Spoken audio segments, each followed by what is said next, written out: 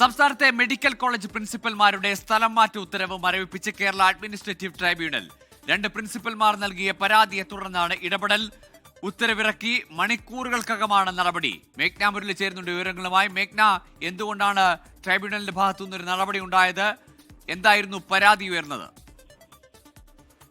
Gokul, medical വിദ്യാഭ്യാസ രംഗത്തെ സർക്കാരിന്റെ ഒരു നിർണായക നീക്കമാണ് ഇപ്പോൾ കേരള അഡ്മിനിസ്ട്രേറ്റീവ് ട്രൈബ്യൂണൽ മരവിപ്പിച്ചിരിക്കുന്നത്. അതിൽ സംസ്ഥാനത്തെ വിവിധ മെഡിക്കൽ കോളേജുകളിലെ പ്രിൻസിപ്പൽമാർക്കായിരുന്നു സ്ഥലമാറ്റം ഉണ്ടായിരുന്നത്. അതുമായി ബന്ധപ്പെട്ട ഒരു ഉത്തരവ് ഇന്ന് വൈകുന്നേരം ഇറങ്ങുകയും പ്രിൻസിപ്പൽമാർ ചുമതലയേൽക്കുകയും ചെയ്തിരുന്നു. എന്നാൽ 2 പ്രിൻസിപ്പൽമാർ നൽകിയ പരാതിയെ തുടർന്നാണ് ഈ ഇടപെടൽ ഉണ്ടായിരിക്കുന്നത്. ഈ ഉത്തരവിന്റെ പ്രാബല്യം താൽക്കാലികമായി നിർത്തിവെച്ചു എന്നുള്ളതാണ് കേരള അഡ്മിനിസ്ട്രേറ്റീവ് ട്രൈബ്യൂണലിന്റെ ഒരു അറിയിപ്പായി വരികയും ചെയ്യുന്നത്. അതിൽ സർക്കാർ ഉത്തരവ് പ്രകാരം Thiruvananthapuram medical college principal doctor ജബ്ബാറിനെ എറണാകുളം മെഡിക്കൽ കോളേജിലേക്ക് മാറ്റിയിരുന്നു. അതുപോലെ തന്നെ ഡോക്ടർ രഞ്ജു രവീന്ദ്രനാണ് തിരുവനന്തപുരം മെഡിക്കൽ കോളേജിന്റെ പുതിയ പ്രിൻസിപ്പലായി നിയമിതനാവുകയും ചെയ്തത്.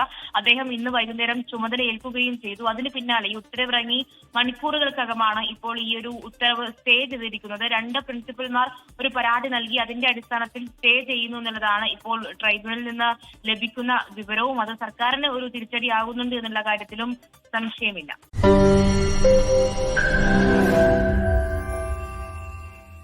ലോകത്തെവിടെയായാലും ഏത് സമയത്തും 24 വാർത്തകളും ഓഗ്മെന്റഡ് റിയാലിറ്റി പാക്കേജുകളും എക്സ്പ്ലെയിനറുകളും വിശദമായി കാണാൻ ഞങ്ങളുടെ യൂട്യൂബ് ചാനൽ നിങ്ങൾക്ക് സബ്സ്ക്രൈബ് ചെയ്യാം.